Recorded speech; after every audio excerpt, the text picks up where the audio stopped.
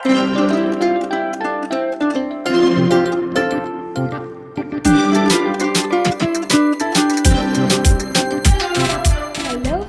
Jagannath welcome back to my channel. आज आम बनाया जाऊे गोटा चिकेन रोस्ट। आम गोटे गोटा चिकेन नहीं जाइए देखूँ। तापे मसला रेडी करनबा। तो मसला रेडी करने गोटे ग्राइंडिंग जार आम दही ऐड करवा, धनिया पत्र आउे पुदीना पत्र, तापर अदा खंड गुड़िक ऐड करवा आउ रसुण कोला गुड़ाक। तापर एबे गोलमरीच गोटा गोलमरीच देकी ताको कवर करके भल भाव पेस्ट करनबा। एबे देखंतु ए गोटा चिकेन को आम भल भाव कट कर नहीं दरकार।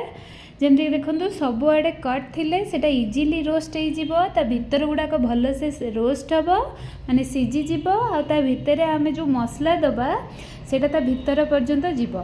तो से आम सब आड़े एमती कट करथिबा दरकार। तापर एबे से हलदी लुण आ लेंबू देकी भल भाव मालिश करनबा तार भीतर।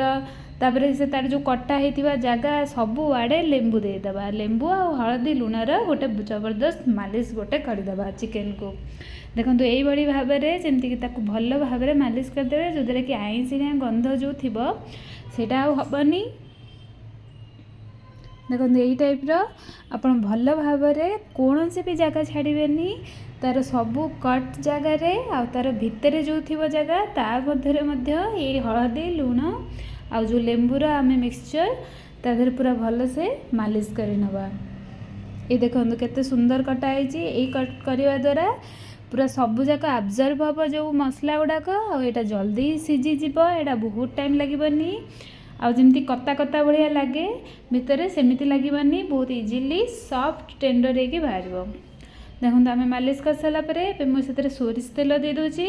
सोरिष तेल ऑप्शनल अच्छी आप चाहिए जदि बटर ऐड करेंगे मेल्टेड बटर नहीं पारे तो मुझे मेल्टेड बटर नौनी तो सोरिष तेल ही नौची। तो सोरिष तेल द्वारा आम ताकू भल भाव में मालिश करनवा। जेमती आम हलदी लुण आउ लेंबू को मालिश करते सेमती सबू जगार जमती तेल पहुँचब तो सेमती मालिश करनवा।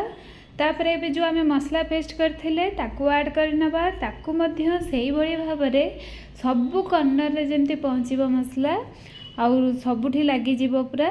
तो सेही भली भाव में आम ताकू लगेबा। एबे हाथ द्वारा ताकू भल से देखंतु पूरा कंदी फंदी जोठी भी देखिए तो सबुठी एमती मसला रे ताकू भल भाव में मालिश करदेवे। मालिश कर सारा परे एबे तार जो भीतर पट जोटा तो भीतर पटे भी आम मसला देकी मालिश करनबा। देखो यही भाव में तार जो गात जो एमती कट होता तो सेठी मध्य आपण भल भाव में एमती मसला देकी ताकू भल भाव में मालिश करने।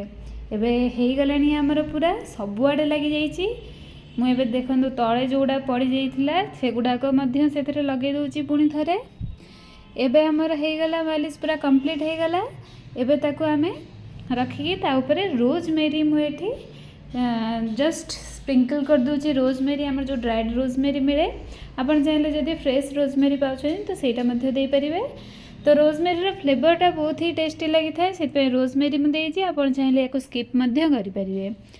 एबे अल्प किसी रोजमेरी ता भितर मध्य आमे नेकी टिके ऐड करनबा कारण भितर पटे भी आमको सेम स्पाइसेस दरकार। तो सेम स्पाइसेस जमी रहा दरकार तो से ऐड करनबा। तापर एबे रेडी हो गला। एबे ता ऊपर आमे आउ गोटे कोट दबा सेटा होची तंदूरी मसाला कोट। एटा आपण चाहिए जदि स्किप करि परिबे मते यार तंदूरी मसाला रो फ्लेवर बहुत भल लगे तो तंदूरी मसाला रो आमे कोट दे देले। एटा मु घरे ही बनैछि। जदि आपण चाहुचंती तंदूरी मसाला रो रेसिपी पई ताले मते कमेंट बॉक्स रे निश्चिंत जणातु। एबे तो मसला बहुत ही माने कौन डेंजरियस हो गला बाहर किणवा। आपन तो देखिथे एडवर्टाइजमेंट रे केमती देखौछि जे कैंसरस भी हो जाउछि। तो से आम घरे ही मसला बनाओ। तो आप जदि चाहूँगी ताले मते कमेंट बॉक्स रे निश्चिंत जणेबे। एबे याकू भीतर पटु भी आम मसला दबा एमती मुझे देखी जे एपट सेपट जोटी कट होता ता भितर मध्य मसला आम दबा। तो यही टाइप सबुठी आम एबे मसला ऐड करनबा। एबे मसला दे सारा पर एबे पुणी ता ऊपरे गोटे सोरिष तेलर कोट देदेबा। तेल देला परे तेल कि बटर देदेला एपरे सेटा माने जते कुक हवा तो सेटा पूरा टाण हो जीवनी जमती कि रबर भाया हो जाए तो सेमतिया हेनी। एटा बहुत अति सॉफ्ट होगी बाहर। तो तो से आपण जेतिकी पारिबे टिके टिके तेल देवे, बहुत तेल भसैबा दरकार नहीं, माने तेल टिके टिके मालिश कर देले कि बटर देले हेडा बहुत ही भल से कुक हो जिवो। एबे देखंतु आमे तेल देकी भल से मालिश कर देले। एबे ताको रेफ्रिजरेटर रे घंटे रु 2 घंटा पई आमे ताको मैरिनेट करी रखि दबा। तापरे घंटा रु 2 घंटा मिनिमम रखिबे तो भल फ्लेवर आसीबो। जदि आपनक पाखे 2 घंटा नहीं ताहले आपण घंटाटे रखि पारिबे मैरिनेट पई। तापरे एबे ताको बाहर करिकी गोटे पैन रे तेल ऐड करिकी सेथरे आमे कुक हबा पई छाडी नबा। तो आपनक पाखे जदि बड़ पैन पूरा थिबो जोटा कि पूरा कवर करथबो सेटा नेबे। कहबा अर्थ कि जेतिकी बड़ चिकन नेबे ता अनुसार आपण कड़ाई किंबा पैन यूज करेंगे। तापर जमी कभर कर पारे से भाव में आप ने।